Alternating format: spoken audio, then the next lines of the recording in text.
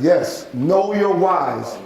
Know your whys. Mike Tyson was the greatest to me, far as heavyweight championships and everything like that.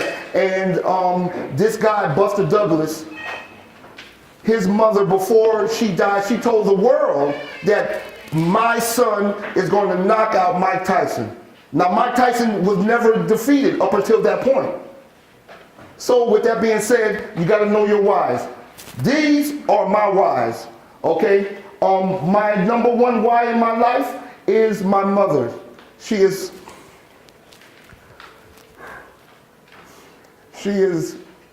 78 years old. And it is important for me to show her that I will be successful in this life. Now, when they brought me out the truck again, it has been the third time it has brought me out the truck. And I didn't know what to do. But then I thought about my mother. And so it pushed me to keep on going in whatever the case may be. Secondly, one of my other whys is my family. Third, I want to own my own business. I want to have, you know what I'm saying, I want to be, have a truck, you know what I'm saying, and have my own trucks running for me. You know, thirdly, well, at least fourthly, I don't know if anybody knows about this right here. What is it? That's what it is. Yes, indeed. Yes, indeed. And actually, it is a 1975.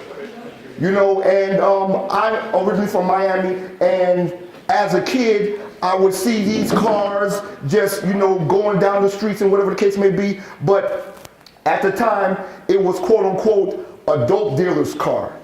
You know, you got to have money to have, you know what I'm saying, one of these, because up under the hood, they spend about $90,000, you know what I'm saying, for it to run, the chrome and everything like that. But this is what I've always wanted. And the truck driving is going to allow me to get one of these one day. All right? Fifthly is, do you know what kind of car this is?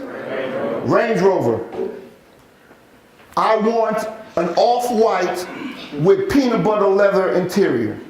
Okay, now the reason why I am so specific with my whys is because you got to see what it is that you want out here. You got to see it, you got to dream it. All right, we're gonna continue.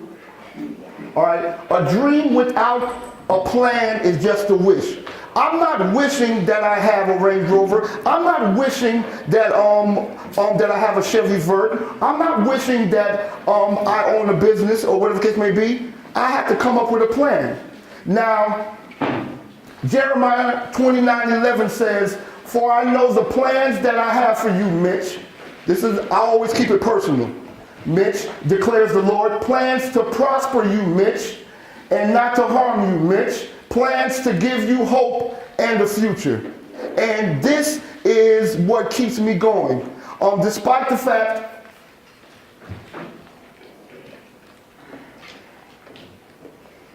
vision. Everybody know who that is? Does anybody know his story? Yes, sir. I can't hear you. Yes, sir. Somebody tell me. No. Bigger than that. Here in Atlanta, he got charged with attempted murder.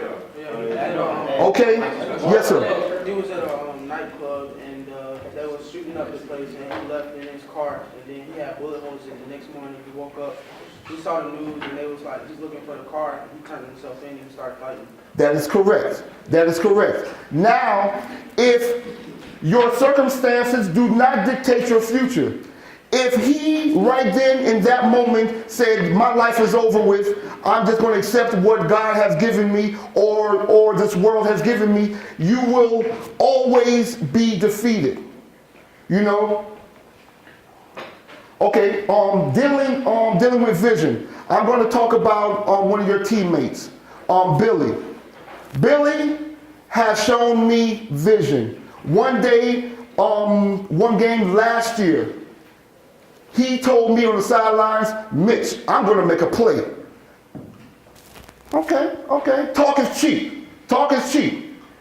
That same play, Billy says that he backed up, he saw the quarterback put his arm up. He did some type of technique and whatnot, watching the quarterback's eyes and whatever the case may be. The quarterback threw the ball. Billy broke on the ball, intercepted it, and did you score, Billy? No. It doesn't matter about it if he scored or not. He said he was going to make a play. One thing that I know about the Bible is life and death is at your tongue. You got to speak it into existence. You got to speak it into existence. You know what I'm saying? One thing I like about the Henry County football organization is that, hey, you all are fighters. You know what I'm saying? I wear my football stuff out there to Publix or to Walmart, and there's other schools coming up and telling me how we haven't won a game and stuff like that. But that doesn't matter to me. That doesn't matter to me. What matters is that you all have heart. You all have heart. All right. Now, don't worry about your mistakes. Always be looking towards the next play. All right. This was quoted by a great coach, a Hall of Fame coach. Does anybody know who that coach is? Who? Vince Lombardi. Who? Vince Lombardi. Who said Vince Lombardi? Wrong. Coach Starr. Coach Starr. Now, when I was going through my depression, getting out the truck and whatever the case may be, I asked Coach Starr a personal question. I said, Coach, how can you get up for every game and do your due diligence and it's not panning out? He told me that he does not coach for wins or losses.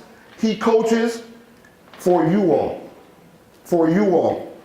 For you all. Each and one of you all.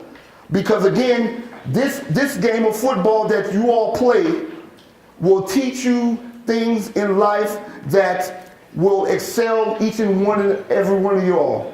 I didn't get to play football or any sports because my high school did not have a sports organization. But I just want you all to know that embrace where you're at. Mr. Dre taught me another thing about my life. Now, I am a custodian and whatever the case may be, but Dre is a football player.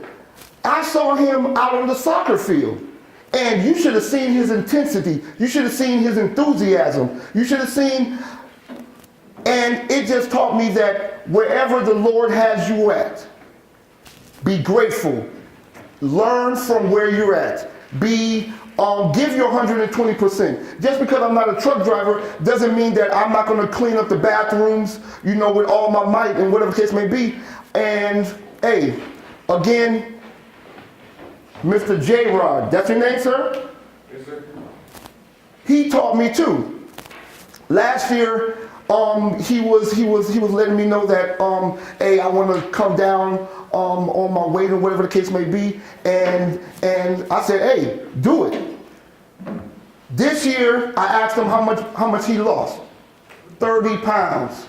Praise God. Somebody give that man a hand clap. Now, the reason why I know that battle is because I battle it all the time, okay? But if you have a dream and your values does not match up to your dream, it is not going to work. I can say that I want to lose weight, I want to get stronger, and whatever the case may be, but guess what? The other day, I went to Quick Trip, and they have the pastries for 79 cents after 3 o'clock.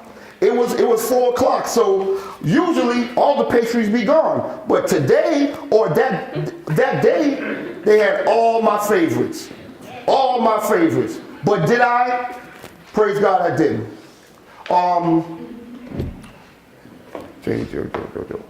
My man JD. Okay. What are you? You are a freshman, sophomore? Sophomore. As a freshman, there was one practice, and it was an epiphany. I mean, against the starting line, he broke that offensive play up consistently throughout that practice. Consistently out through that practice. And I was like, wow.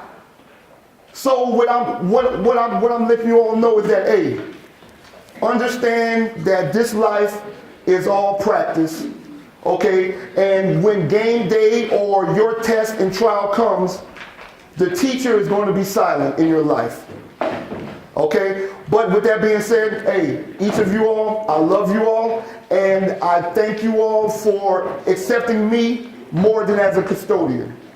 All right? All right, so again, hey, the best is yet to come. The best is yet to come. How bad do you want it? Yes. Thank you.